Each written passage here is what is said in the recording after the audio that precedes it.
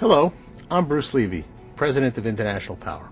We're honored to be part of the Goliad community and the Victoria region with our Coleto Creek Power Station. Coleto Creek and our 84 local employees have been active in the area since the late 1970s and have worked hard to assure that we're a responsible member of the community. I'd like to introduce you to coleto2, the long-awaited expansion of the Coleto Creek Power Station that we're planning to build in partnership with South Texas Electric Cooperative.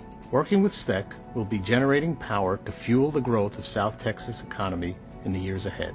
I'm Mike Fields. I'm the Director of Project Development for International Power America. In January of 2008, the partnership between International Power America and the South Texas Electric Co-op jointly filed an air permit application with the TCEQ. In November of 2008, we received our draft air permit from the TCEQ, which lays out the restrictions and limitations on the new unit. The draft permit we've recently received has specific limits for all the major emissions that come from the Coleto Creek plant. The emission levels set in this permit are among the lowest in the nation. As a matter of fact, we're setting the standard for many of these emissions for the state of Texas. We're investing in the most advanced technologies to reduce emissions of sulfur, NOx, particulate, and mercury. Michael Packard, I'm General Manager of South Texas Electric Cooperative. South Texas Electric Cooperative is a member-owned cooperative of 8 distribution cooperatives throughout South Texas. We serve about 190,000 accounts that spans a distance from the Rio Grande Valley to Houston. Over the last 3 years, STEC has experienced a growth way beyond what we had experienced in the years prior to 2003 in the 10% area. That growth has produced a need for additional power and a base load resource. In light of that, we became involved with Coleto Creek number 2. Coleto Creek number 2 will add some diversity to our portfolio, which already includes hydro, some lignite, and 60% gas.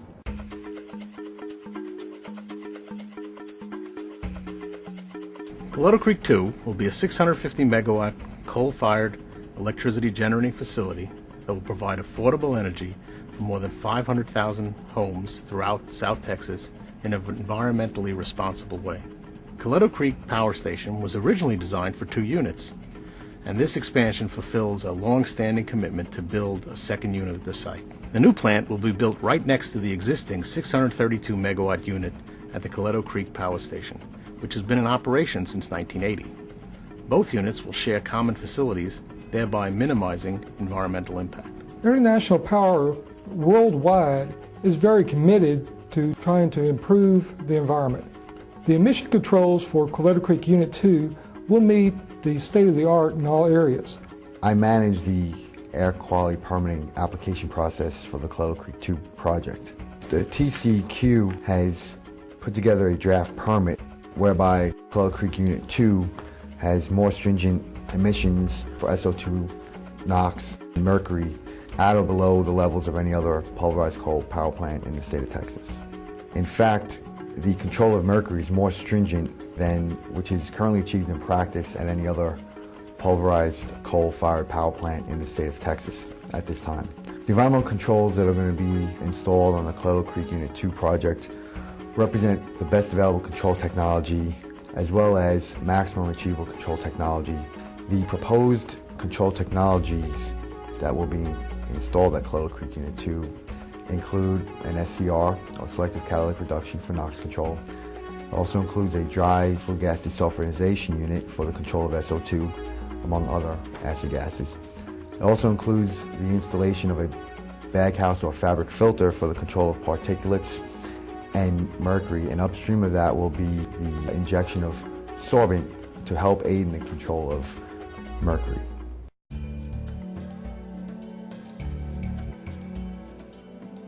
I'm the Director of Environmental Services for the City of Victoria.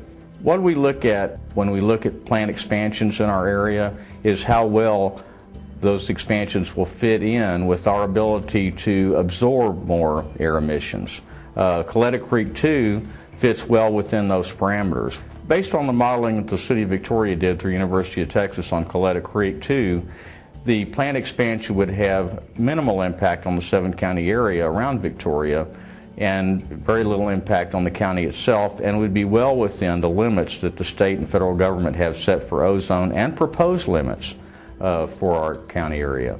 The City of Victoria has looked at the Coleto Creek 2 expansion and its impact on our air quality and on other aspects such as our economy, and has been very supportive of this project and looks forward to the expansion and what it would bring as far as our ability to produce electricity in the area, give us a diversified means of obtaining electricity, and being a friendly employer within the community. There are no new water rights required from the Guadalupe River to meet the needs of the new unit at Coleto Creek. We'll be able to use our existing water rights entirely. I'm working with International Power on the development of Coleto Creek 2, Unit 2, at their facility. My specific role involves water rights permitting and water supply planning for the project. The Coleto Creek Power Station, with 2 units in operation, will not need additional water supply sources. The existing sources recognized in their permit and in their contract with the Guadalupe Blanco River Authority are sufficient to meet the needs of the power station, 2 units in full operation. Based on the engineering studies that we've done to date, I expect that Coleto Creek 2 and the operation of both units will actually enhance recreational opportunities on the reservoir because higher lake levels will be maintained to facilitate the operations of both units.